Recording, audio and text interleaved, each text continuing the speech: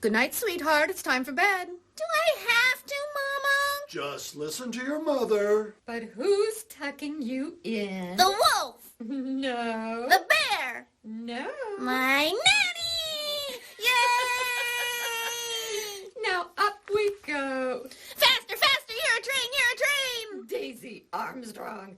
Now, straight into bed and no more nonsense. All right. Close your eyes. Night, night. Who are you? Go away. Nanny! Come. No, I won't come, Mama,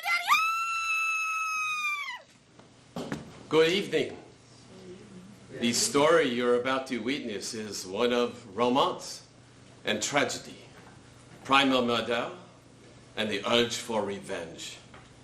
What better way to spend a pleasant evening together, huh? From the beginning, it was an odyssey of deception and trickery. 1 minute, I could see the light, like the beam of a train engine hurtling past. The next, all was darkness. And the thread that I pulled came away in my fingers and led to nothing. It was the greatest case of my career. But who am I to say? Modesty forbids it. It certainly was the most difficult I have ever encountered, and it made me question the very deepest values I have held since I was a young man. It began in the exotic city of Istanbul. I planned to vacation there several days after a trying case that was on my nerves. But things began changing the moment I stepped into the world-famous Ducat Lion Hotel, where the enormity of the prices was matched only by the self-esteem of the waiters. My name, incidentally, is Hercule Poirot, and I am a detective.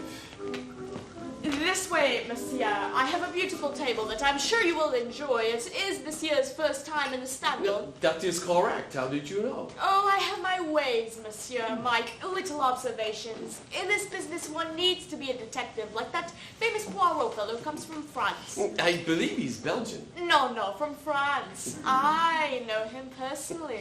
Ah. Your table, monsieur. Merci. Mary? Mary! Oh, there you are. James, at last, where have you been? Oh, I'm not that late, am I? Of course you are. You're always late, and I was terrified we'd miss the train. It would ruin everything. I was just exploring. I've never been in Istanbul before, and I quite adore all this Eastern nonsense. Well, I don't. I'd like to leave right now and get it over with. I wish to hell you were through all of this. You deserve better, you know. No one should see us like this. Not until it's all behind us. Besides, I think we're being observed by that funny little man over there. What? Him? It's just some foreigner. He probably doesn't even speak English. Shall we order? I'm starving. Not here. I found a cute little place just round the corner, and I'm sure the food is 10 times better. But we can't be late for the train. We can't miss it. It won't be late, I promise. Now stop fussing. Get up, let's hurry. Yoo-hoo! Excuse me, waiter. You did a very nice job, and I'm leaving you something extra because of it. Excuse me, young man. Are you an American? Yes, I am. I thought so. I can tell from your passport. Us Americans have to stick together, you know, especially in a place like this. I can't even pronounce half the things on this menu. Can you believe it? And what's a falafel? I keep seeing them on the street, and they look like you could play hockey with them. I believe they're made of fried chickpeas. Well, there you go. Who knew? Some people will fry anything. Now, listen, I don't mean to snoop, but I see your train ticket there on the table, and I wonder, are they providing a bus to the station? I don't think so. I believe the hotel is a private car. Well, don't you worry. I'll ask and find out. As the Bible says, if Moses doesn't know the answer, ask the concierge. Now, I must run. I think I'm going to find that odd little man with the silly mustache, and I don't think it's real. I hope that the food in the assembled establishment is up to your usual standards. What's this? Mon Dieu, it's Monsieur Boo! My friend. What, mon ami, what are you doing here? What am I doing here? This is my city. I live here. Of course, I'm a fool. I run Wagon Lee, the greatest train company in the entire world, and the central office is this hotel. So, This meal is on me. Please charge my office. No, no. Ah, oui. It will give me pleasure. You're my guest here. So tell me, what are you doing here? You are solving a crime, eh? No. I did that last week in Syria. It was a bad affair. An army officer, a missing Czech, and a beautiful woman. It did not end well. The man was guilty, that was certain. But perhaps because I pressed the man too hard to admit his guilt. It was unfortunate in the extreme, and yet I believe I did nothing wrong. Of course you did nothing wrong. If you break the law, you must pay the price. That is what you have told me. That is what I live by. Now, tell me, you are staying here at the hotel? I was hoping to, I was going to play the touriste, but at the desk I got the telegram from Scotland Yard begging me to return at once. So I have asked the concierge to book me a ticket for tonight on your famous Orient Express. Oh, there will be no problem. And the best news is, I will be joining you, for I go to Lausanne tonight on business. Same man like me! Pardon, messieurs, but the concierge said to tell you that there are no more first-class tickets for the Express tonight. It is sold out. No. Tom, it is my train, and it is never sold out at this time of year. That is ridiculous. It must be a party or a convention, perhaps. Well, you tell the concierge to find a berth for Monsieur Perrault. He is my personal friend. But, monsieur... The number 7 is always available. It is held in reserve. Now, go tell him. Right away, monsieur. Merci. It is nothing. A gesture. Now, you see this menu? Throw it away. Tonight we shall sit on the train together just like old times, and we will dine like kings. The food on the train, it is edible. Monsieur Perrault! You stab me in the heart. I am rising on the ground at your feet. It is not a mere train that will carry you tonight. It is a legend. It runs like no other vehicle on the earth. The fittings are from Paris, the paneling from Venice, the plates are from Rome, the taps from New York, the best food, the best beds, the best pillows, the best feathers inside the pillows. It is poetry on wheels, and Lord Byron himself could not write it better. Monsieur, prepare yourself. In 1 hour, I will meet you on the platform of the Orient Express. Messieurs et mesdames, le Orient Express partira dans 20 minutes du quai numéro 10. Voulez faire attention au marché, soyez prudents et bon voyage. Ladies and gentlemen, the Orient Express will depart in 20 minutes from platform 10. Please watch your step and have a safe trip.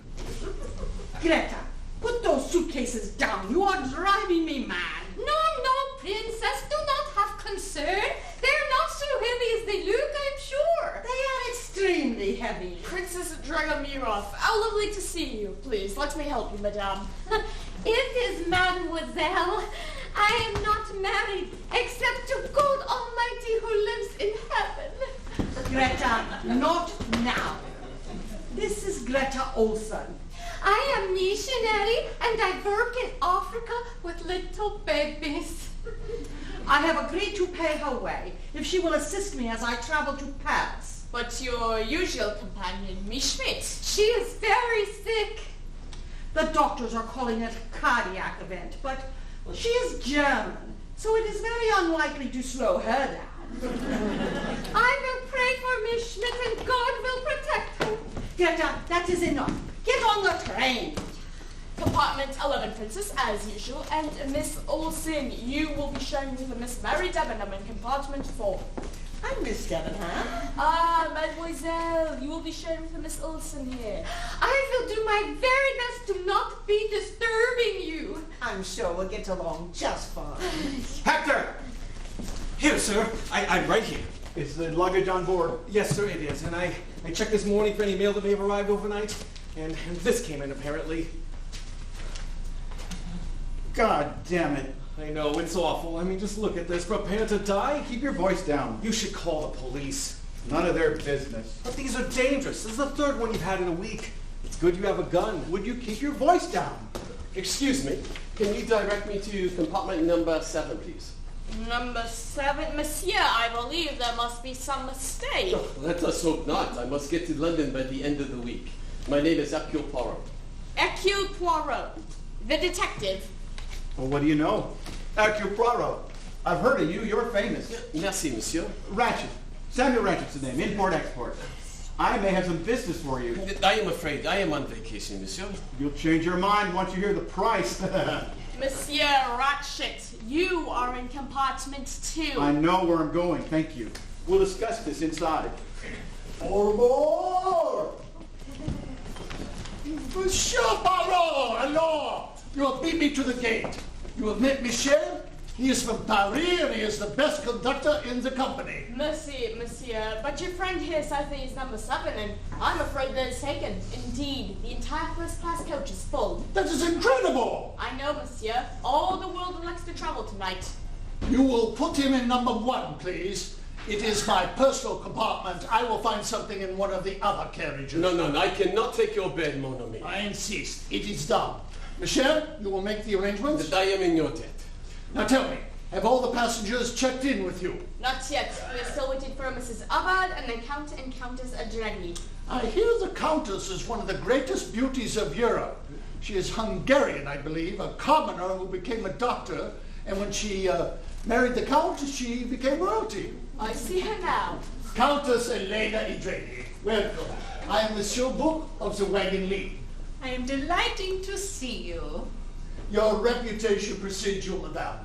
May I present my friend, Monsieur Hercule Poirot. The famous detective. That has been wonderful. I've read about you in the papers, monsieur, and I admire you greatly. Negon Kedvesh. Is das Igashan? Negon Avenda? You speak Hungarian beautifully. Oh, not as well as you speak English. May I help you with your bag, madame? Oh, no. It's nothing at all. And your husband, the Count, is coming? Alas, he cannot join me this time. But since I am visiting my mother, it works out nicely. He does not like her. Monsieur Poirot, I look forward to hearing of your wonderful adventures. And I look forward to telling you about them. Compartment 12, Countess.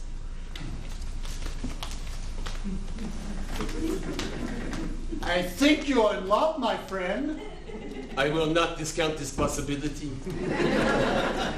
Is this that Orient Express I keep hearing about? Doesn't look that impressive, at least not from here. You, Mrs. Abad. This is Helen Caroline Peabody Wolfson Van Pelt Hubbard, if you please.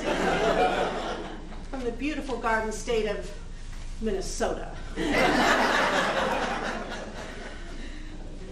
My first husband, Mr. Peabody, was a very good soul, but the poor man had no talent for longevity. And I shouldn't say poor, because he did very nicely for himself, thank you very much. My second husband was a Mr. Wolfson, who I loved rather dearly, but he loved a lot of women. So I traded up and I got a Van Pelt. And then I caught him in bed with that redhead from the Waldorf who did his nails. Then at last I found Mr. Hubbard, and I call him my little white knight for saving me from a life of bridge games and watery cocktails at the Minneapolis Country Club. And is Mr. Hubbard joining you? No, Mr. Hubbard is not joining me. Mr. Hubbard and I traveled together once. He said it raised his blood pressure. I don't know why. So now I do it for the both of us. Do you like to travel? I travel every day. Then you and I should exchange notes sometime. Compartment 3. Is that yours or mine? Yours, madame. I do hope it's comfy. I've never had a complaint, madame. I'm sure you haven't. She is quite the character. Well, they are all characters. If I was Balzac, I would write a novel about all of them. And to think, these strangers are brought together in the closest of hotels, eating and sleeping under a single roof. And then at the end they part, never to see each other again. Unless... Unless what? Unless there is an accident or something fatal occurs. Monsieur Poirot, why do you say such a thing? Forgive me, it is my profession. And I sense something is wrong. There is a tension among these passengers of yours. One of them does not fit in, and it makes me frightened. Oh, monsieur, no more business, please. You must now succumb to nothing but pleasure. and prepare yourself to step aboard the Pride of the Company Wagonly for the most memorable journey of your entire life. Well, ain't this the bee's knees? Maybe I'll just move in for good. This way, please, and watch your step. Holy cow, is it snowing out there? We get a lot of it this time of year, I'm afraid. Last year we got stuck in the snow for 7 days. 7 days. Was there liquor on board? There was always plenty. Whew! I can breathe again. Don't get me wrong, I also eat solid food as long as it's been cooked in bourbon. Now, as they say in the movies, lead on, Macduff. Greta, you must keep up. Keep up! We must be settled in before the train starts moving. I have to confess to you, Princess, that I am not liking trains since I am a little girl. They are feeling very tight to me, like clothing that is wrong size and is squeezing my bosom. Oh! May God forgive me. Don't be silly. Trains are wonderful. Also, I'm not liking the strangers and the clickety-clackety. But we will be sitting together, yeah? That part is good. Once in Africa, I am on train, and there's crying and noise and animals. Oh! And I look up from my book, and sitting next to me, right on the seat, is very old goat. It's true, old goat. He's like my companion. And on this trip that we are taking together right now, I think it will not be so different, yeah?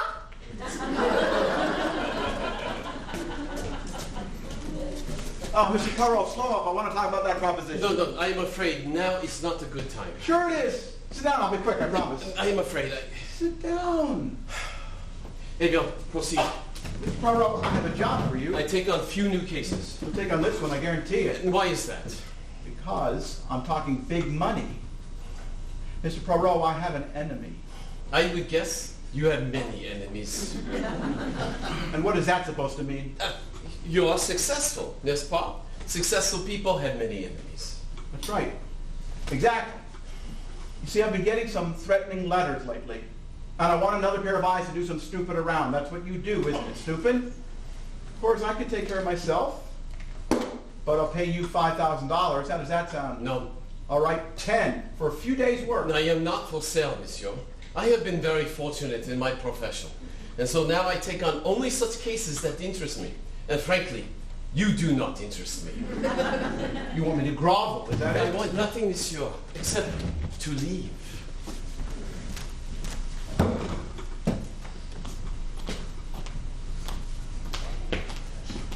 No, pardon me. Sorry. Hey, you're that countess, aren't you? That is correct. Well, you're awfully pretty. And from what I hear, you were a commoner, just like the rest of us, to start with. That is also correct. So does that mean you'll have a drink with me? I am married, monsieur. My husband is having business elsewhere. Please excuse me. Now, hold on. Move out of the way, please. You don't need to get so high and mighty. If you do not move this second, I will scream. Now, just wait a minute. You've already told me you're unattached at the moment, and we're on a train. So who's to know what goes on in some private apartment on this two-bit piece of... Stay away from me! Oh, Mr. Ratchet, I've been looking for you. I put your glass of wine next to your bed, and if you don't need anything else tonight, I thought I'd... Shut up, Hector. Just shut up. Aha, my friends. I hope you're all settling in all right and enjoying yourselves. It won't be long now until... Not long at all. The journey begins, and I wish you both good luck and Godspeed.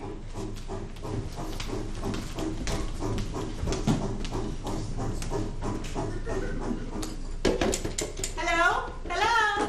Oui, madame. Michel, could you bring me a bourbon, please? And put it on the rocks. The tap water's terrible. Right away, madame. And how about some nibbles? Nibbles, madame? Yeah, munchies, yummies, things to snack on while I drink my bourbon. Oh, you mean like crisps, madame? Yeah, like crisps. We call them nibbles in the Midwest. Have you ever nibbled on anything, Michelle? I have not had that pleasure. Well, you just bring me those crisps, okay? Over and out.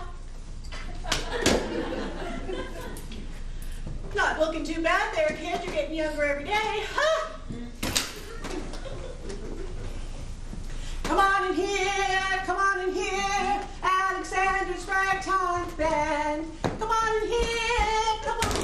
Keep it down in there. It's the middle of the night. Oh, shut up. Who asked you? Sir, what is it? Will you tell that ridiculous woman to cut it out? It's time for bed. Ridiculous woman. I've heard that. It's 12 at night. Monsieur, it's the lady just wants to sing a little song. It's the middle of the night. Listen, you. Just mind your own business. This is my compartment. If I want to have a good time, I'm going to do it. So just pipe down. You're insane. Just get out. What are you, a thug? You in the mafia? Michel, I think he's dangerous. Oh my God, it's a gun. Michel, he's got a gun. It's not against the law, madame. Get out this instant. You must be insane. I said get out. Charleston, Charleston, North Carolina. Hey, Mr. Who's-Its, I hope you don't have a problem with this one. It would be downright un-American. So, Ooh la la, it's going to be a long night. She will ruin me. It is all over. someone should shoot her and put her out of her misery.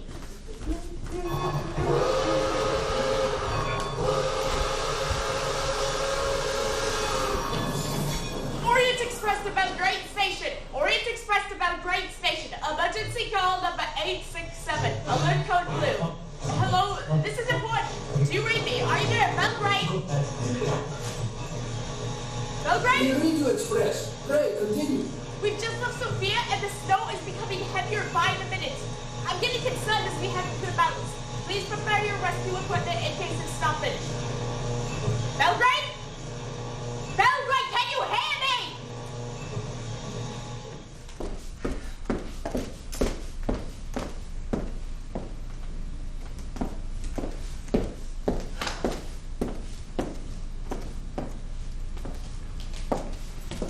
Oh, thank God, I thought you weren't coming. What's the matter? I got your note. I'll tell you what the matter is. I'm frightened because we shouldn't be doing this. Now calm down. I can't calm down. We have to stop this. Now that's ridiculous. It's not ridiculous. That's the matter with you military men. Can't show any real emotion.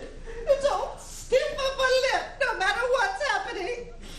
Mary, we're doing nothing wrong. You have to remember that. I'm trying. I really am.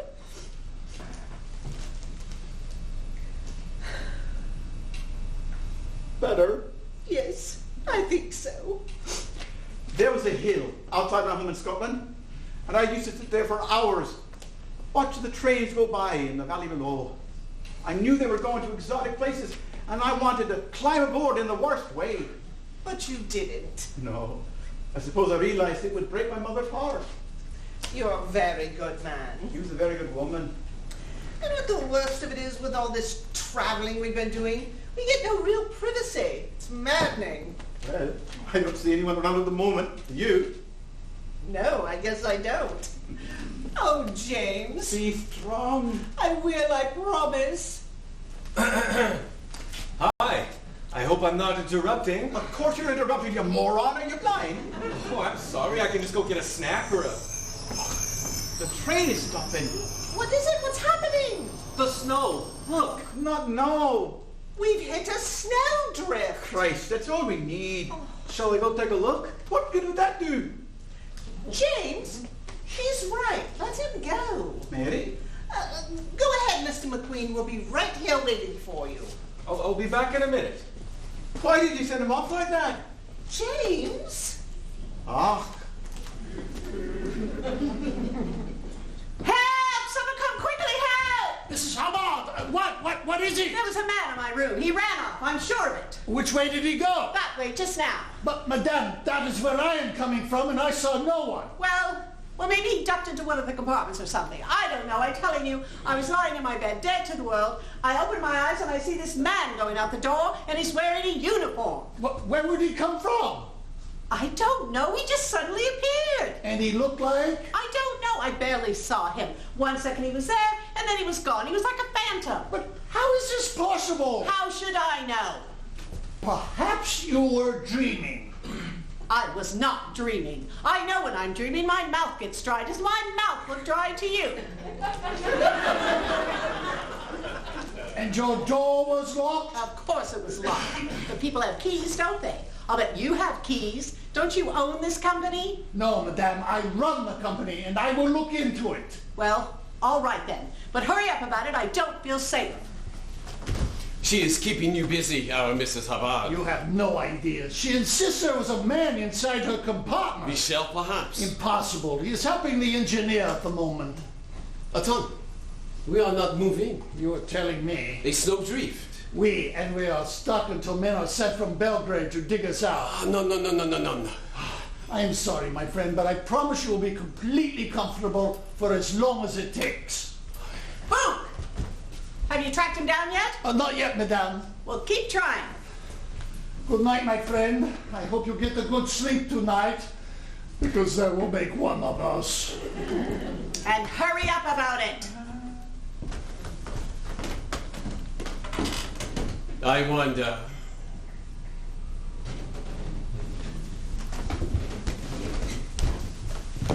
Greta, slow down. It is I. Oh, good morning, Princess. Good morning. Oh, good morning. Good morning. Good morning. Good morning. My fault. Good morning. Mr. Ratchet? Sir? Sir, could you open the door, please? Hello? Is something wrong? He isn't answering, and it's locked. Monsieur Roger, are you all right? The passkey, perhaps. Of course. I hope he's not being killed. Oh, there's a chain.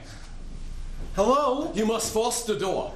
They will break and need repairing. Quickly, do you not feel the air from the room? It is freezing. Quickly! I do not like this at all. Dear God, it is awful. Mr. Ratchet! I cannot look. Do you see his chest? It is horrible. I cannot believe it. Do not touch anything. Not a speck. It is human life. It is wrong. Greta, calm down. Princess, would you help Miss Olsen to her room, please? Come along, Greta. Holy cow. There's never been such a thing in the history of my company. What are you doing? I am examining the wounds. There appear to be 7. No, 8 stab wounds to the chest. Monsieur McQueen, when did you see him last? Me? I don't know anything. He was fine last night when I put out his wine. You are his secretary. What do you know about him? Not very much. He never spoke about himself at all. Frankly, I think he was hiding something. But that's just an impression. And why was that, do you think? I think he was fleeing from America to get away from something, and I think he managed it until a few weeks ago. And then?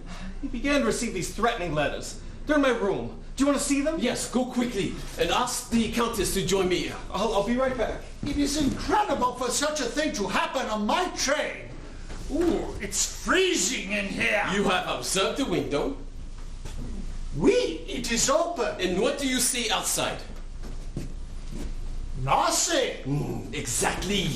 No footprints, no marks in the snow. So, no one entered or left through the window. Then why is it open? I assume to mislead the police when they arrive. The police? Of course the police. It is murder. The Yugoslavian police department? Oh, no. We do not want them. You must solve the murder and then you tell them who did it. I have interfered too much already. But my company is at stake. But mon ami. Oh, just think what a Yugoslavian police inquiry would do to my company.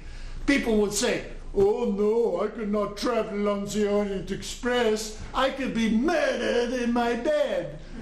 And our sales would suffer and I would lose my clients. But I am due in London in 3 days' time. Well, then solve it in 2. You're a magician. I've seen you work. You listen, you look, you pester, you make yourself a pain in the backside, and then suddenly, poof, the case is solved like that. The police will be angry. The Yugoslavian police department? They are like the 3 stooges in a movie house. They poke each other in the eyes by accident. They would be thrilled not to have to do any work. If you saved them the job, they would put up a statue of you in the center of Zagreb. I would need a plan of the coach. Done. And the passports and tickets of everyone on board. Done. Excuse me, but you've asked to see me. Oh, dear God. Forgive me, Countess, but I understand you were trained as a physician, and I thought perhaps you could help me with the body. I am happy to help. I am afraid it is not a pleasant sight. Oh, I have seen worse, believe me. I volunteered in the war. Regard, the left side of his face is slightly red. Do you see? I do. It has been slapped. How do you know? Because I slapped it. I count 8 separate wounds. That is my count also. Can you estimate the time of death? I would say it is between 8 and 10 hours ago, which puts the time at between midnight and 2 o'clock. I am in the call. It appears that the killer was wild, in a frenzy of some sort. And regard, of the 8 stab wounds, 5 appear strong and 3 mere scratches. And wait, do you see? The wounds are from different directions. Do you see? I need a pencil. Here. Boom. Now watch closely. We place the pencil inside each wound and we push it gently. Is this necessary? Perhaps the man changed hands during the stabbing. Or there were 2 assailants, one right-handed and one left-handed. One strong, one weak. That is not impossible. But now another question presents itself. Why did Mr. Ratchet not fight back when all the while he had this gun under his pillow? Oh la la! Hello, may I see it? How did you find it? He showed it to me yesterday, so I knew it was here somewhere. It is a revolver, and I believe it is loaded. Attention! There is a safety switch. It is not on. S'il vous plaît, mon ami. Have you never heard of the fatal accident? Oh, maman, I have a very good nose.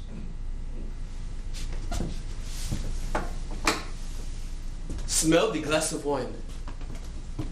It smells of almonds.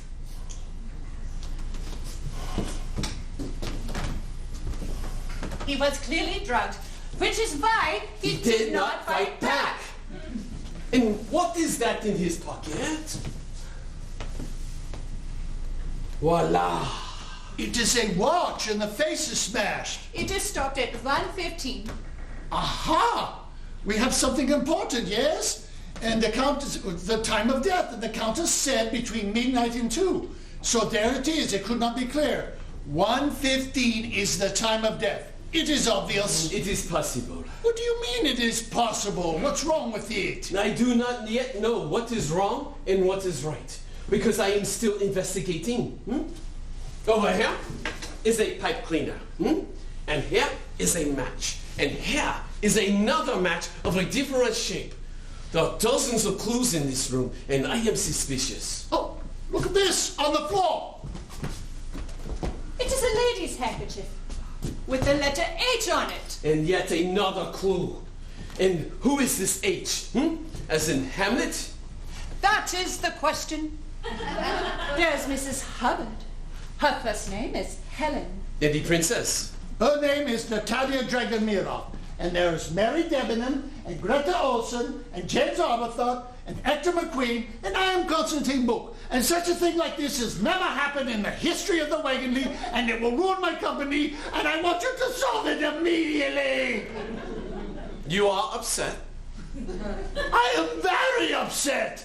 A man has been murdered on my train. It will be all right. I hope so. I will smoke a cigarette. That is a good idea. Oh my God, just look at this ashtray. My people are lying down on Stop! Do you not see? There is a piece of paper that has been burned. Perhaps to hide its contents. There seems to be something written on it. And what I need right now is a lady's hat box. Countess, do you keep such a thing? Of course I do. Oh la la. I greatly admire that creature book. Did you see? She did not ask me a single question. I asked for a hat box. She gets me a hat box. I ask for help with the body. She rolls up her sleeves.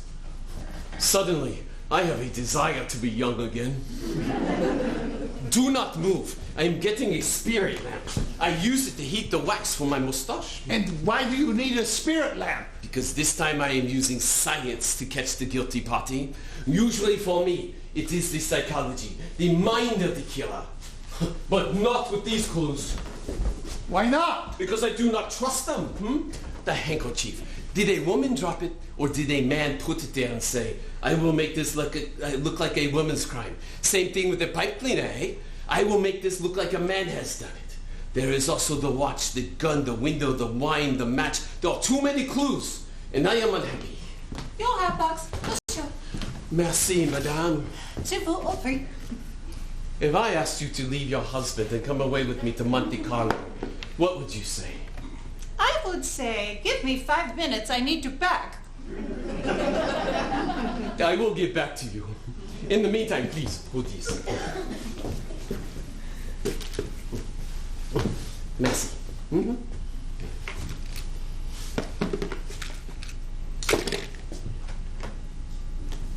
Excellent. Now, I believe that this paper is the remains of a note, perhaps a threat, that was bound in order to conceal the information it contained.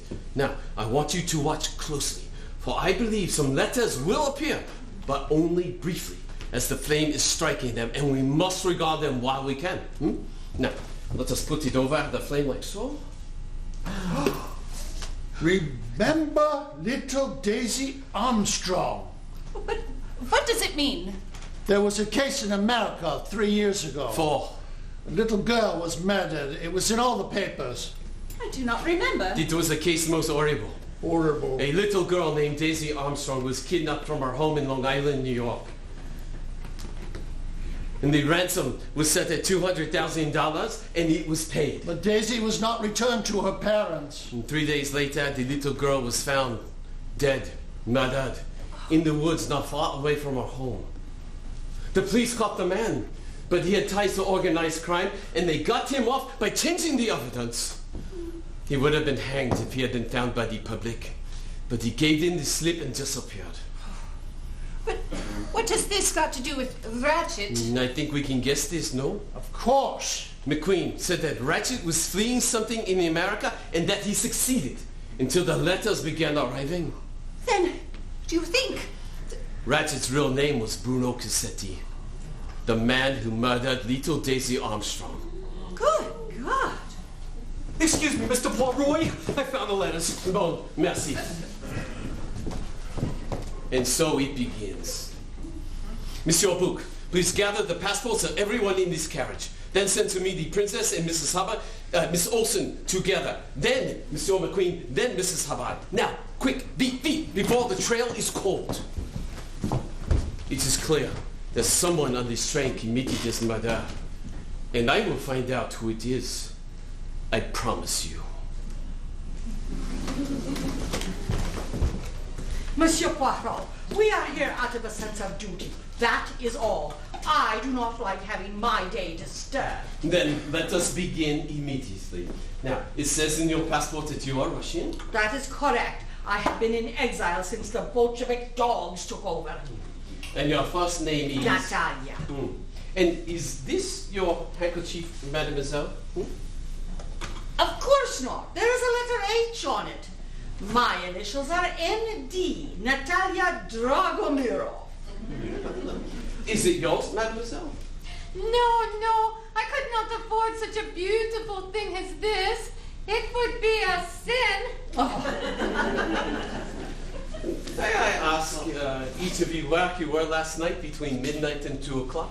I could not sleep. So at midnight, the Countess Andreni and I read a book together in my room, out loud. That is the very best way to get to sleep when you are anxious. And what were you anxious about? The Bolsheviks. And what book did you read? A Tale of Two Cities. It is very comforting. And you, mademoiselle, what were you? I was in my room with Miss Debenham, who is very nice. We talked from 12 o'clock until 2 o'clock, and then we slept. You can ask her. And have either of you ever been to America? Yes, many times. I have never been to America, but I must go someday to raise money for my babies in Africa. You are very religious. Oh, yeah. Since I am little girl. Jesus came to visit me in my garden. He spoke to me. And he told me I must work hard to help little babies in Africa. And I am sure you have done it beautifully, mademoiselle. Now, just one more question for both of you. Are you aware of the identity of the man who was killed last night? His name was Rashid, and I pray for his soul. No, my dear. His name was Bruno Cassetti. The Countess told me. And what I pray for is that his soul be damned and that he burn in hell for all eternity. Princess! Oh! He murdered a little girl named Daisy Armstrong, and her grandmother is my dearest friend. You would know her as the actress Linda Arden. She was very great. Not was, monsieur. She is very great.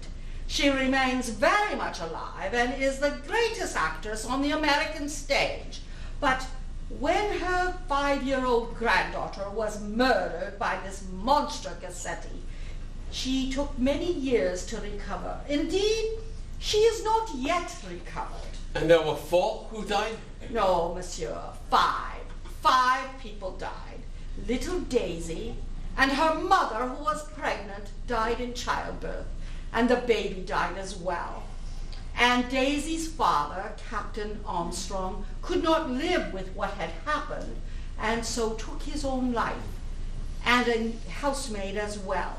So, you will pardon me, Greta, if I take the position that there is no forgiveness in a case such as this, and that Mr. Cassetti should have been flogged to death, and his body cut up into pieces and thrown into the rubbish heap. Greta. Oh, I'm so sorry. Monsieur McQueen, please sit down. Of course. Are they all right? They will be fine, I assure you. Now, tell me, please, what exactly are your duties as secretary to your employer? Well, I wrote his letters, did his errands and things. And you know him only as Samuel Ratchet? How else would I know him? His real name is Bruno Cassetti. Holy God, are you sure of that? Then you know about the Armstrong case? You bet I do. My father was the district attorney for the state of New York, and he brought the case against that son of a bitch.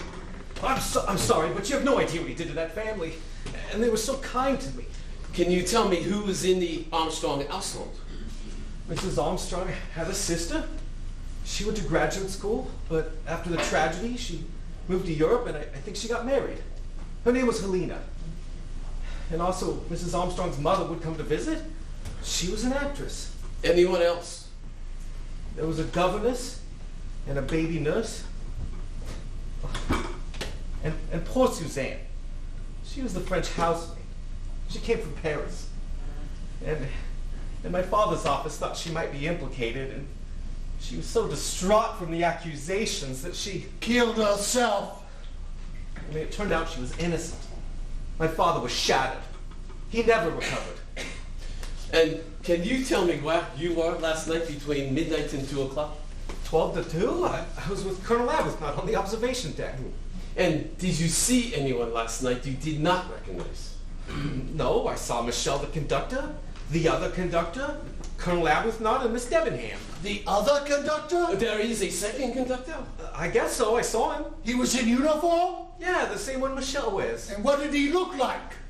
I don't know. He had his hat pulled down. He was small-boned, if you know what I mean. Sort of feminine. Did you speak with him? I said hello, and he just kept going. You have been very helpful. Thank you. You may go. Please, ask Michel to come see me. Sure thing. I'll see you later. Ha! I knew we would get a breakthrough. Mrs. Habard was telling the truth. I should have listened. The murderer wore a uniform. The question now is, where did he go? No, my friend. The question now is, does such a man exist? He could be an invention of McQueen. But why would he lie? He's not the murderer. Then why not? Because he's not the type. It is a crime of passion by someone Italian or Hungarian. A man with blood in his veins. I have now looked at all the passports, and there is one that troubles me. There is one that has a grease spot on the signature page, and it obscures the first letter of the Christian name, and I believe it is telling. Who is it? Knock, knock. Excuse me, but I need to talk to you. If you could please wait your turn. No, I cannot wait my turn because you owe me an apology. I do? You thought I was crazy. Pardon, madame, I do not know to what you are referring. To what I am referring is the man in my room last night. You didn't believe me, but guess what? I have a surprise for you. There was a man and I can prove it. He left a button. Look. It says Orient Express. It sure the heck does, and it's just like the ones Michel wears on his uniform. And you found it? On the floor, right as you please, right next to my big toe after I put these tootsies down on the floor when I woke up. And you waited until now to tell us. I just woke up. It's called a vacation. And I just heard about Ratchet's murder, and I figured maybe this button guy did it. You see, it all adds up. He goes into Ratchet's room, kills him, then comes out through my room. I wake up at about 1:15 and I see him. Well, I don't see him exactly. I sort of feel his presence. And do you realize he could have strangled me in my bed or shot me or something? The dead man's name was not Samuel Ratchet, madame. It was Bruno Cassetti. Does that mean anything to you? No. What do you know about the Daisy Armstrong case? You mean that poor kid that got murdered? That was national news. The whole world knew about it. So what? May I ask where you were last night between midnight and 2 o'clock? So what, now I'm a suspect? You know, you really should read some detective stories and get some tips. 12 to 2, madame. I just told you. I was in my room alone around 1 o'clock, and a few minutes later, some man walks in and scares the living bejesus out of me. Mrs. Hubbard, would you write your name on this page, please? I beg your pardon? Your signature, so that I can see your handwriting. I always thought the French were screwy. He's from Belgium. Exactly. Sorry to interrupt. I'm looking for Miss Debenham. No, she is not here. Did you try her room? I tried everywhere I could think of, but she's gone. Have you tried the carriages at the back of the train? Of course I did. I got Michel to open up all the doors, but she wasn't in any of them. Well, she cannot be far, monsieur. It's a very small train. You don't understand, monsieur. There was a murder on this train last night, and that has certain implications, does it not? God, it's her! What happened? This way, quickly! What's going on? Mary! Hurry! Miss Debenham! Mary! It's your book. Mary! Let's hurry. Mary! She's here! Oh, dear God! What's happening? Guy, She's not in here! Try Ratchet's room. Mary? Push! Time is of the essence. My God almighty! Touch nothing, Countess. Of course. She's still alive. Thank God! Mary? What happened? You were shot, for God's sake! Oh, I need my medical bag. I'll get it. Quickly, compartment 12. Michel, search the train. Oui, monsieur. I'll go with him. Me too. Wait, do you have a gun? There's one in the porter's box for emergencies. Wait, take it with you. This is not a game. Yes, sir. Come quickly. Can you sit upright? Yes, I think so. Ow! Oh, there is a great deal of blood. I do not like blood. Nobody likes blood. Here's the kit. Thank you. It is only your arm. Yes. You are not hurt elsewhere? No.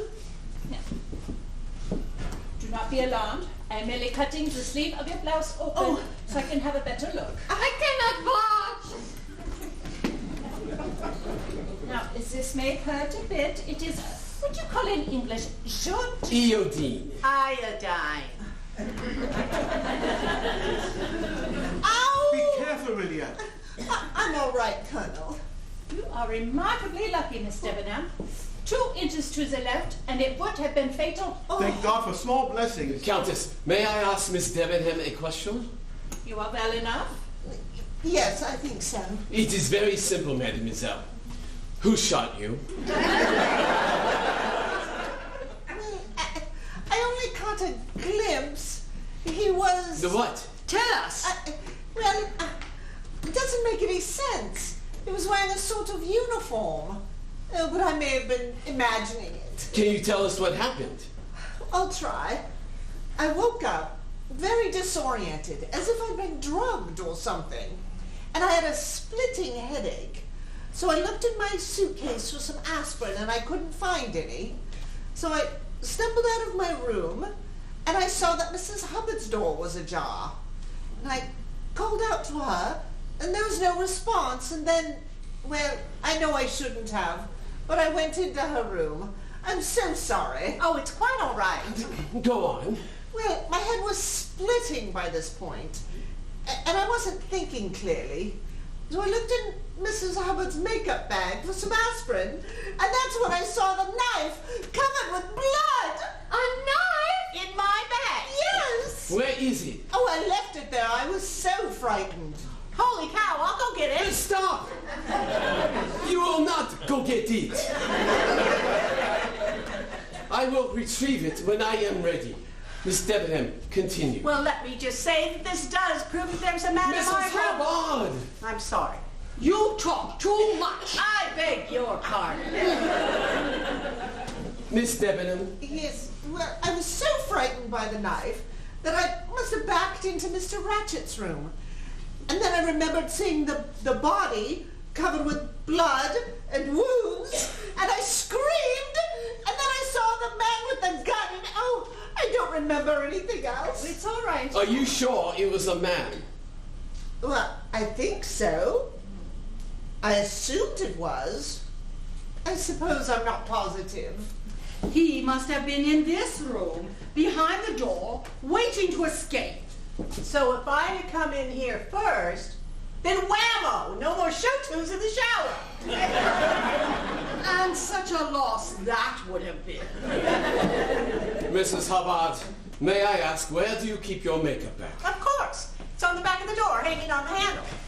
You know, if these compartments were a little bit bigger, I wouldn't have to hang my bag on the door handle like some drama school kid in a Rudolph Trimble operetta living out of a hold all and God knows what. Oh, I've never seen one like that before. Aha! I will be analyzing this for fingerprints. Now, in the meantime, will you all please leave and do not touch anything as you go? When I am finished in here, I will be in the dining car, and I would like to speak to Miss Debenham. Now, see here. If she is able, then Mrs. Hubbard, and then the princess and Miss Olsen again. Countess, will you be so kind as to escort Miss Debenham to her room, please? Of course. You're strong enough. I'm feeling much better. I Thank see you. no reason to put Miss Debenham under any stress at the moment. I suggest you don't. I will bear that in mind. I hope you solve this quickly, monsieur. I am not afraid of dying, but I would not like to speed up the process.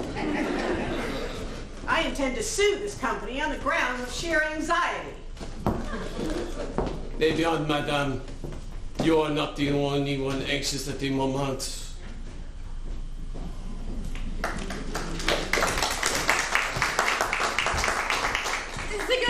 Come in, please. We have an emergency.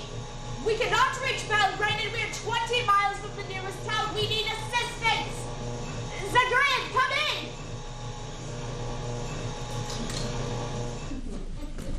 No one. There is no one, I tell you. Not a single person is on this train who should not be here. And you are positive? Entirely. It has gone too far. Our lives are in danger. It is like a magic trick. It is unbelievable. I told Michel to go on searching. He may find something. I do not expect so. Then where did he go, this man who is dressed like a train conductor? I have no idea. That is the problem. Every time I find a piece of the puzzle, there is a suspect who has an alibi. Colonel Arbuthnot. He could have a grudge against Cassetti from a business dealing, but then McQueen gives him an alibi from 12 to 2. They are chatting on the observation deck.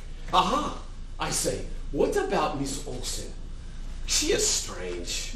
There's something not right about her. But she swears that she and Miss Debenham are up all night chattering in the room they are sharing. There is also Mrs. Hubbard and the princess, and now Miss Debenham has been shot, and I am not the suspects. Laura, I brought Miss Debenham as you requested. What do you want with her? I merely wish to ask her some questions. You may go. I beg your pardon? You are not needed for these. I'm sorry to hear it because I'm staying. I am sorry also because you are not. Now look here, you little Frenchman. He is Belgian. I don't care if he's the man of the moon. I'm not leaving her. It's all right, James. Honestly, I'm sure it won't take very long. She is correct. I need a mere 10 minutes. Don't like it, you understand? And you can put that in a meerschaum pipe and smoke it. That is Sherlock Holmes. Go to hell. Hold, Miss Debenham, please be seated. There is much pain? Well, it's rather sore, that's all. Let us all be grateful that it is not worse. Thank the Lord. Now, Miss David, yesterday at the hotel, I heard you speaking with the colonel, and you said you were terrified that you would miss the train. Can I ask why it was so important to you? Oh, it wasn't that at all. I just didn't want to be late. But you said you wanted to get it over with, and get it all behind you. You seemed quite agitated. I'm afraid you're reading into it. I'm just tremendously punctual. Pardon. It is my profession. Sometimes I am too imaginative. And you and the colonel are very close, I take it. Oh, well, we've only met a few days ago, but I guess we have rather hit it off. And as for the murder, I assume you know the dead man was Bruno Cassetti. I heard. And what do you know of the kidnapping? Nothing really. You see, I've never been to the States. I see. And what is it that brought you to Istanbul? I lived with a family for about a year. I'm a governess. Can you tell me your whereabouts last night between midnight and 2 o'clock? I was in my room chatting with Miss Olson until quite late. You see, Miss Olson talks quite a bit, especially when she's anxious. I may have dozed off for a moment or two. I see. May I go? You may. Wait, there is one last thing. Would you write your name on this piece of paper, please? All right. It's a good thing I'm right-handed. I wouldn't be able to sign much of anything with my left right now. Merci. Please get some rest, and on behalf of the company, I will have some champagne sent straight to your room. Oh, thank you so much. And if there's anything else I can do to help, please let me know. Goodbye. Goodbye. Goodbye. Oh my God, could you imagine if she had died? Thank goodness, she's such a lovely young woman. She is more than lovely. She is a complete liar. Miss Debenham? She claims she is not well acquainted with the colonel, and yet they are clearly intimat. She said to him she wanted to put something behind her, and now she pretends these words mean nothing. But she was shot. In the arm. It could have killed her. I wonder. About what? Ooh la la. You do not suspect her of Cassetti's murder. It is not impossible. Oh, but it is impossible. She's cool. She's methodical. She would not stab a man to death. She would sue him in court. No. You would be wrong if you think this crime is sudden and passionate, mon ami. This is a long-headed crime. I will stake my career on it. Look at these. Oh, the sleeve of a blouse, so what? There is a powder burn at the entry point. Which means? That the gun was very close to the sleeve when it went off. Well, so what? The man was 2 feet away. Pardon, messieurs, but I have finished the search. And? Nothing. There's no sign of an intruder anywhere. If you would like, I can show you. No, say two. Will you now please be so kind as to remove your tunic?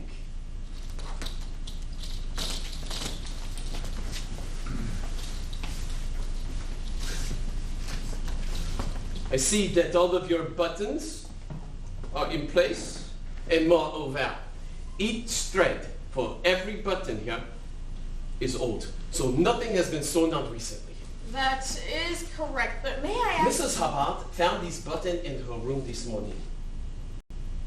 It is not mine, monsieur. So I see, but it matches yours exactly. It does. Michel, are there other attendants on this train at the moment? There's one in second class, a ticket taker I've known for years. Is he large or small? Quite a large, I'm afraid. Shall I ask him to see you? No, that is quite all right. And what other passengers, besides the ones in this coach, are on the train? There's hardly anyone at the moment. It is off-season. There's mother and child on the Belgrade carriage, and that is all. And could there be a second conductor on the train wearing a uniform like yours? Oh, no, monsieur. I had to earn this uniform with many years of service. However... But we? Well, frankly, I'm not sure I trust her word, but Miss Olson tells me that she saw what she calls a second conductor on the train last night. Miss Olsen. Oui, she told me this morning. She did not tell us this morning. She said he was wearing a uniform just like mine, and when she spoke to him, he did not respond. In fact, What? Tell me quickly. the princess tells me she also saw this man last night. Oh la la, oh la la, oh la la. What is it? This is just the kind of clue I've been waiting for. Michel, come with me. I will need your help quickly. Monsieur Book, we shall be right back. Do not move. But where are you going? You will see in a moment. Pardon, madame. We will be right back. I thought you wanted to question me. I do. Just stay where you are. Well, that was exciting. As if we need any more excitement around here. Now listen, you, I want my passport back. What if there's another shooting and we have to make a run for it? Can you imagine me wandering through Yugoslavia without a passport? They'd shoot first and ask questions later. Who are you? Well, I'm Mrs. Helen Hubbard from the Minneapolis Golf and Racquet Blam! No more mahjong. You have been extremely patient, madame, and believe me, I am grateful. If there's ever anything I can do to thank you, I am at your service. You know, you remind me of one of my husbands. Which one? The next one.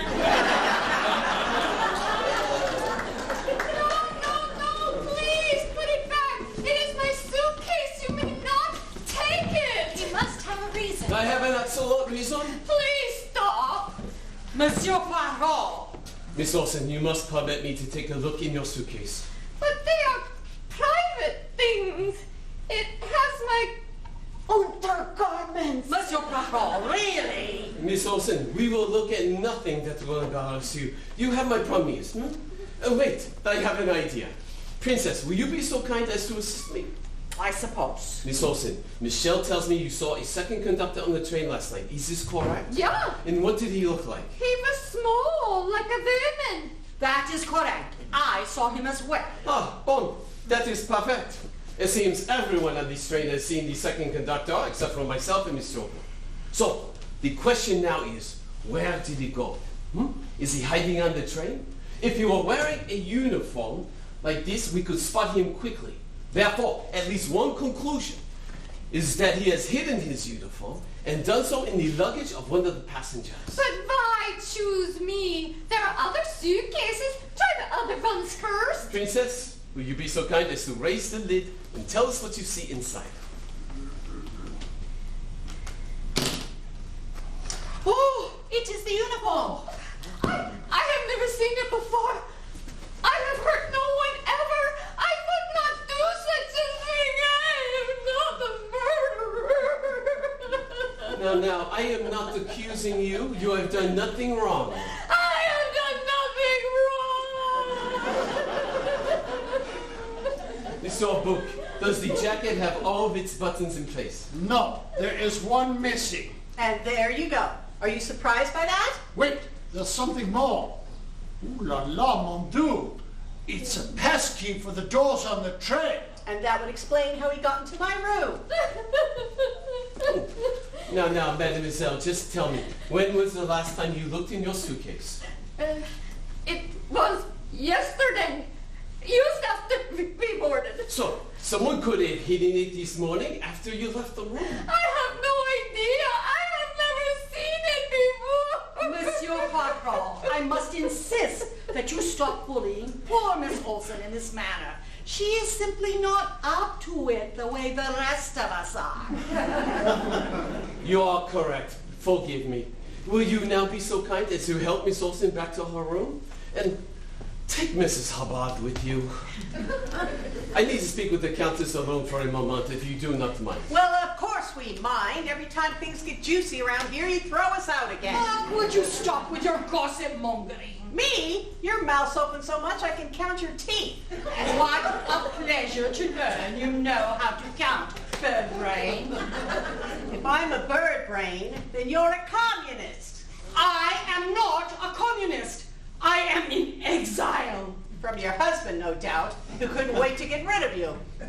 And who's the one with all the divorces? My husbands were unfaithful. And This surprises you?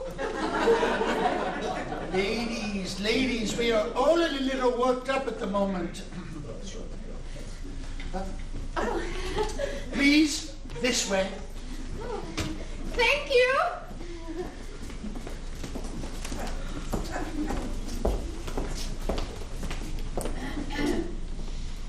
You seem troubled.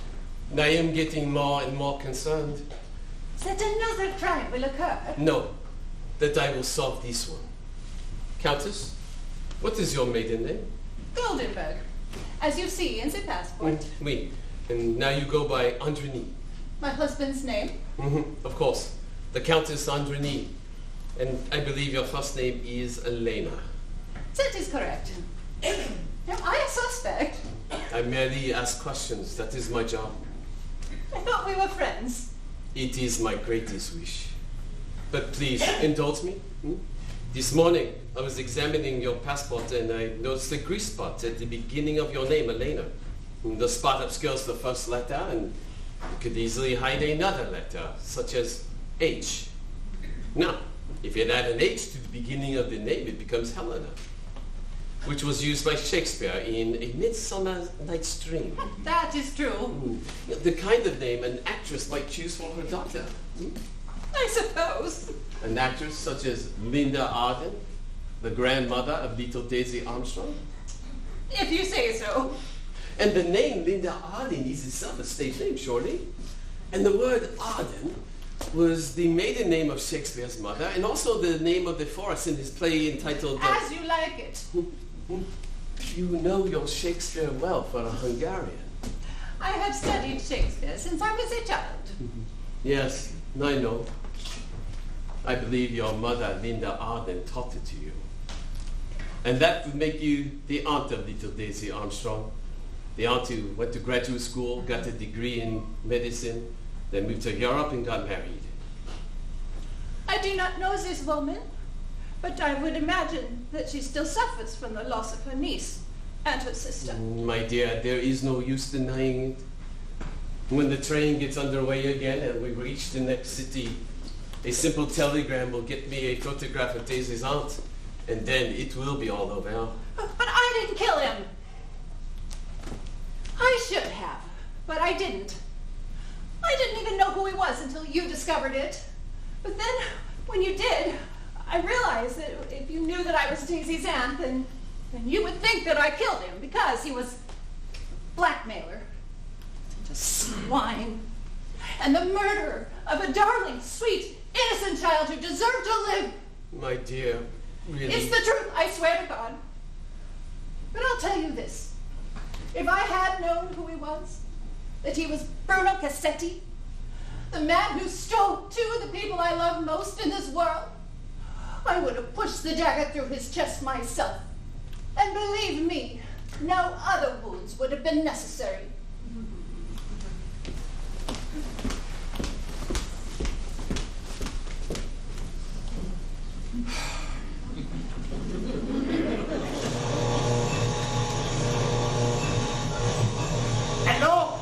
Hello?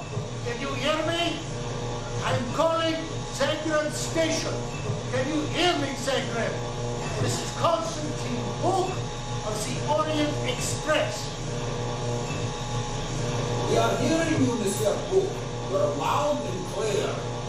We remain in the snowdrift in the Polinsky Pass. Where are you?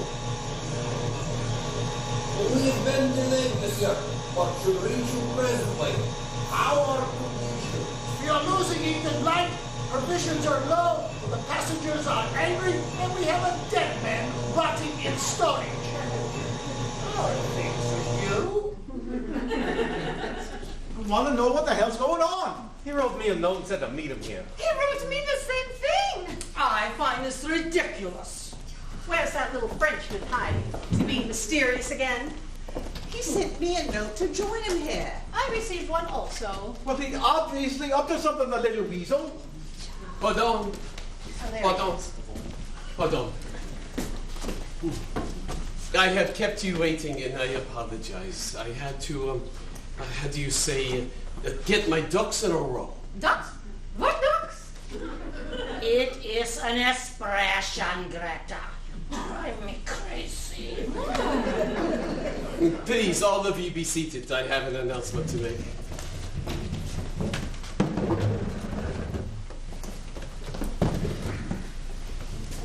Ladies and gentlemen, I have called you together in order to reveal to you the killer of Bruno Cassetti. You're kidding. No. I don't believe it. You know who did it? I believe that I do.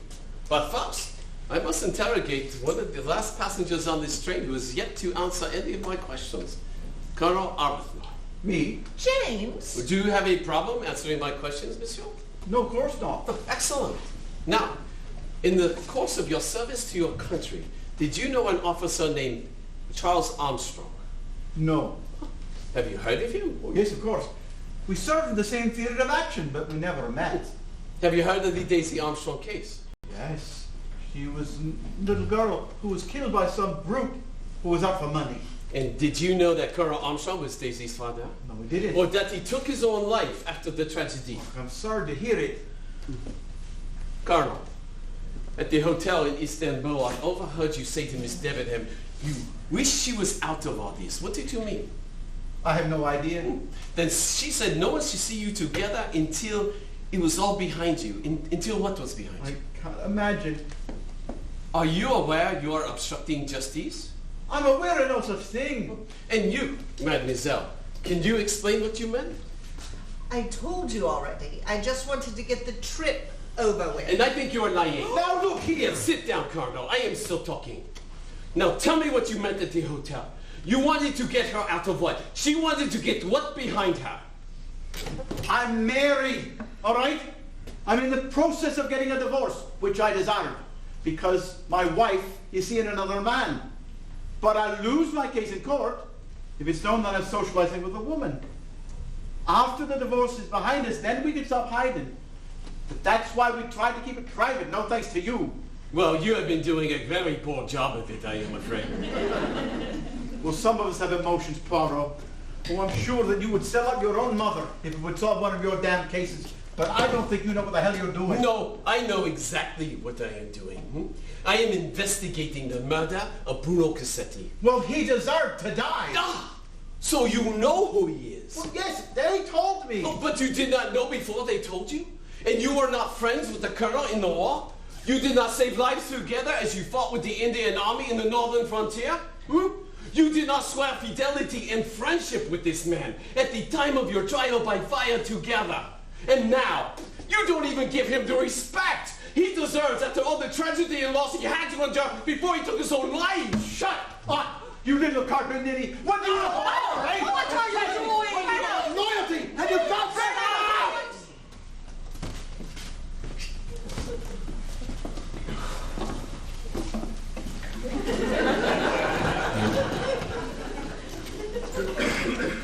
You have been telling me lies, n'est-ce pas? Everyone in this room has been telling me lie after lie.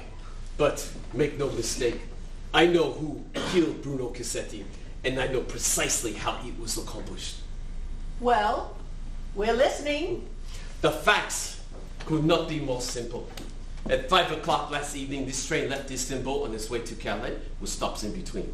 At approximately 12:30 last night, it hit a snowdrift and was forced to stop. And at 10 o'clock this morning, Mr. Cassetti was found dead with 8 stab wounds to the chest. These are the facts. C'est tout, c'est fini. However, these facts permit 2 possible solutions to the crime. Under the first solution, one of Cassetti's enemies boarded the train and brought with him a wagonly uniform which he later put on. Then, last night, using the pass key to enter Cassetti's compartment, he stabbed the man 8 times, then left through the door into Mrs. Hubbard's compartment. Which is what I have been telling you. Hear, hear. Well done, my friend. You have solved the case. I would not get too excited. He has yet not finished, have you, monsieur? Let me propose a second solution. Because 2 unexpected events made the first solution impossible. The first event was the snow, which forced the train to stop. It meant that the killer now had a very big problem. Where could he go? He could not get off at the next train station because there was no next train station. So, unless the killer can fly, he must still be among us on this train. He must be one of you. You said there were 2 unexpected events. We just can't wait to hear the other one. The second event was the discovery of a fragment of a letter that said, "Remember little Daisy Armstrong." And from this fragment we know that the killer was not some random enemy of Cassetti, but someone who came to avenge the death of a 5-year-old child.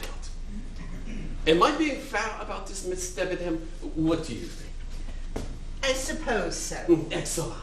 Now, with these facts in mind, the second solution took root, and little by little it blossomed into all its terrible ruthlessness.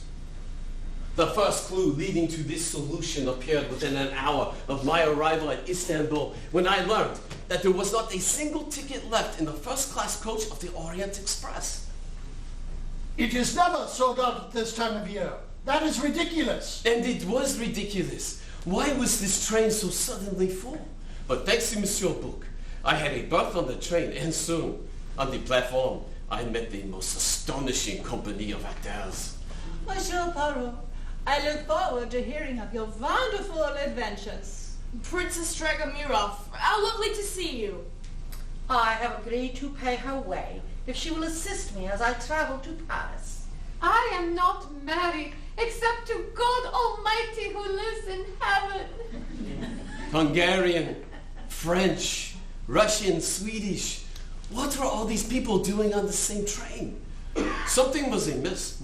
It was like looking at a painting by Pablo Picasso. Over there is an eye, behind an ear, on top of a nose. And nothing was normal. Consider the moment in the corridor last night. Help! Someone come quickly, help! Mrs. Havard, what is it? There was a man in my room. He ran off. I'm sure of it. Which way did he go? That way. Just this second. But, Madame, that is where I'm coming from, and I saw no one. How is this possible? How should I know? And then came the murder itself. A businessman dies in a locked room, in a torrent of almost unspeakable violence. They're gone! It's awful! Do you see his chest? It is horrible. I could not believe it. And then it was time to inspect the body. The Countess and I found not 1, not 2, but 8 stab wounds to the chest. Perhaps the man changed hands during the stabbing. Or there were 2 assailants. One strong, one weak. And after that, I was offered a feast of clues. The open window, the wine, the gun, until one clue of real importance was at last discovered. The broken watch. It is started 1:15. Aha! At last! It is at the time of death. But for me, the importance of the watch was not the time that he told, but the place it was found. In Mr. Cassetti's pajama pocket. An unlikely place to keep a watch, don't you think? Do you sleep with a watch in your pajamas? Do you? Or you? Of course you do not. It would be uncomfortable. Which led me to conclude that the watch was deliberately placed so that I would think that the time of death was 1:15, when every single person on this train has an alibi. But in fact, Mr. Cassetti did not die until after 2 o'clock, when absolutely no one has an alibi. You know, I don't think we need to be subjected to a performance. Sit down, Mrs. Havard. As for who actually killed Cassetti, the second real clue was found on the floor near the body. The handkerchief, with the letter H in the fabric. And now, I return it to its rightful owner, Princess Natalia Dragomirov. But my initial is an N. Except in Russian. In the Cyrillic alphabet, the letter N is written like the letter H in English. Thank you. I must have dropped it. And that leaves the most puzzling occurrence of the entire case. As some of you will recall, I was speaking with the Colonel and Mrs. Hubbard when suddenly there was a scream and a gunshot.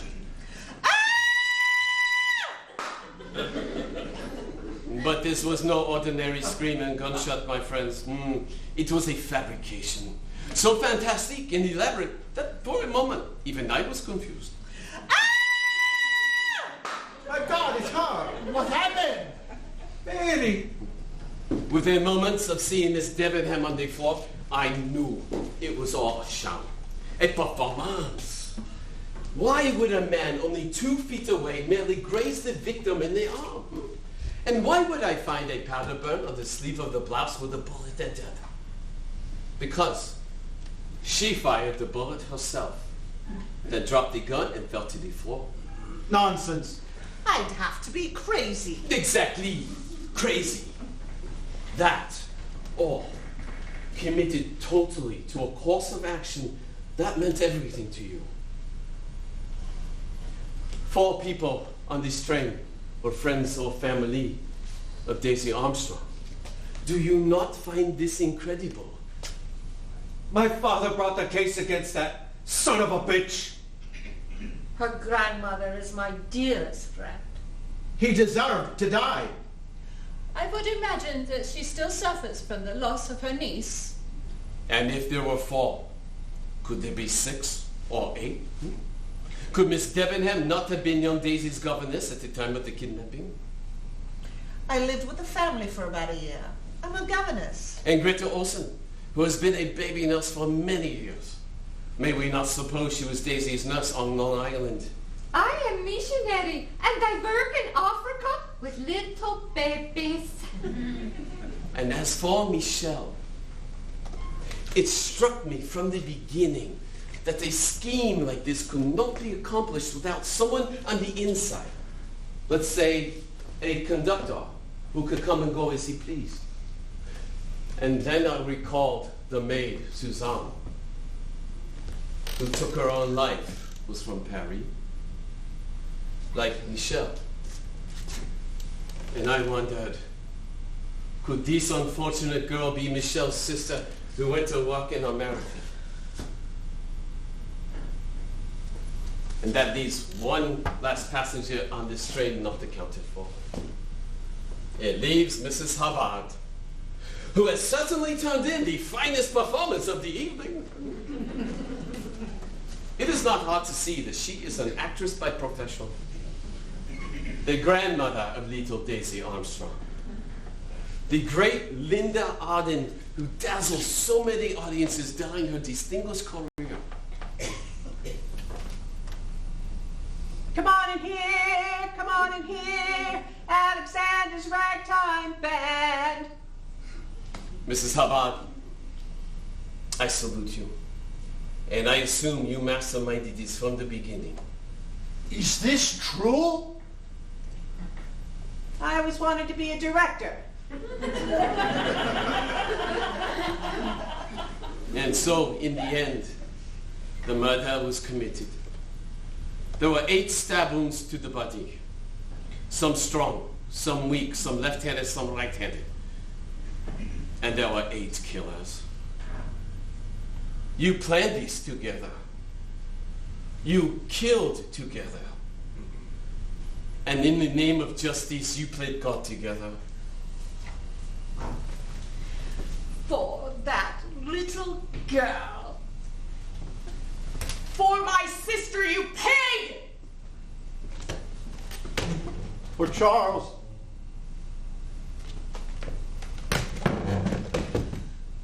For Daisy.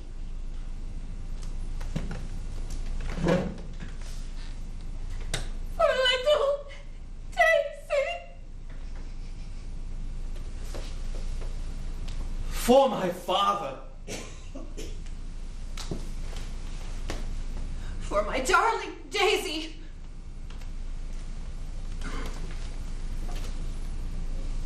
For my grandchild.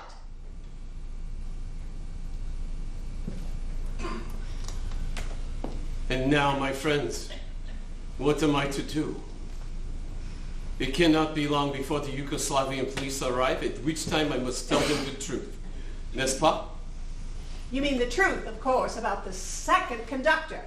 Anything else would be complete injustice. On the contrary, it is the only justice. If Under the law, if you commit a murder, you must pay the price. But it was Cassetti who murdered the little girl. And did that give you the right to kill him? Of course it did. He killed 5 people for ransom money. And he'd done it before, and he'd do it again. So now it's time for you to turn around and walk away and leave us alone. No, it is not. It is not that time. I have never in my life turned my back against the law. Do you understand that, Colonel? The law must be obeyed, or we become barbarians. It is 1934. Europe is changing, and there will be chaos. There will be nothing left of us, and we will have to start again. I cannot support these. I cannot agree to these. But he was a monster, Monsieur Poirot. You know he was. But I cannot. I cannot just... May a humble actress speak her piece? Please do, my dear. Monsieur Poirot, we are in your hands and we acknowledge it. But would you really have preferred it if Bruno Cassetti had gotten away scot-free? Is that the sort of justice you're after? Look at it this way. You have a complete solution staring you in the face. You have the button. You have the uniform. And you have 3 reliable witnesses who saw this man in the corridor. And certainly you're not calling all of us liars. Because if you did that, there will be months of trials. And lives will be damaged, even more than they have been already. And a great many people will have to relive the most terrible moment of all of their lives. More terrible than any human being should ever have to experience. Is that what you want? Look in your heart and tell us what you want.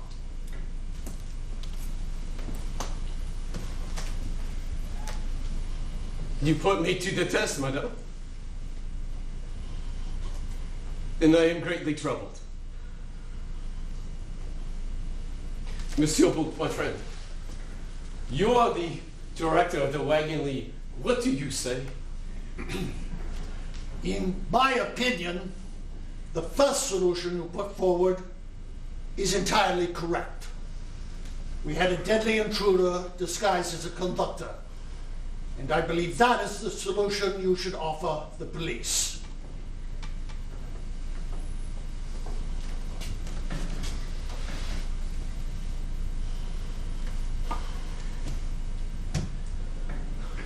Allah, my friends, may you go with God. And I hope that he gives you the strength you'll need to get on with your lives.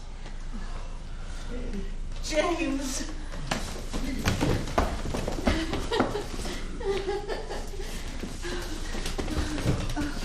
The crews have arrived! Praise the Lord! I told you everyone needs to thank God. Monsieur Poirot, we heard it. Monsieur Poirot. Monsieur Poirot. Monsieur Poirot. Where is he? Monsieur Poirot. Where is he? Down where?